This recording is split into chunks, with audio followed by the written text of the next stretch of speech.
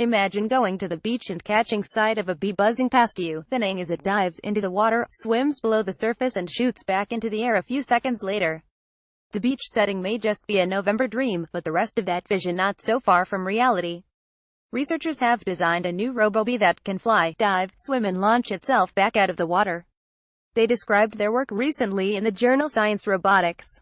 Co-author Farrell Helbling, a Ph.D. candidate in the John A. Paulson School of Engineering and Applied Sciences at Harvard University, says that engineering the robot's amphibious skill took a lot of fluid mechanics.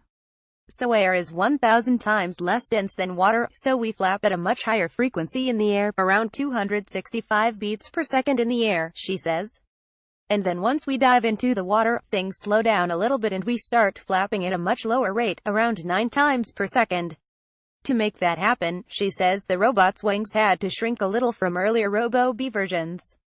A really big part of the work was trying to find the sweet spot of what our wing size needs to be to both operate in air and in water, she explains. But for such a lightweight robot it's just 175 milligrams. Farrell says the real challenge was engineering it to break through the water's surface again after a swim. The surface of the water kind of acts like a brick wall, she says. We're not allowed to break it ourselves, so we had to come up with a new mechanism. To do so, the researchers added a tiny electrolytic plate to the robotic bee's back that chemically decomposes water into oxygen and hydrogen gas. The gases collect in a tiny chamber to make the bee more buoyant, allowing its wings to gently break through the water's surface. Then, an onboard sparker ignites the gases, causing an explosion that launches the robot back out of the water and into the air. From there, the robot can glide to safety, but has to dry off again before it can fly. For now, the amphibious bee is restricted to in-lab adventures only. It's still tethered with wires to an external power source. But once the bee is wireless and equipped with sensors and other gear, Helbling says it could aid in everything from water quality testing in lakes to search and rescue operations. And just as with real bees, the little robots could be powerful in great numbers.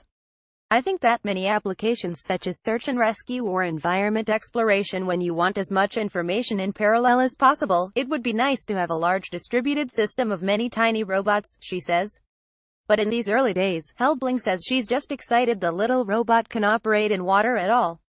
When my colleague came to me, Kevin, and said, I think that we should put the bee in a tank, I was very worried about what was going to happen, both to the robots and to us in the lab, because there's a lot of electronics everywhere, she says. And just seeing it swim for the first time was something that was really impressive to me.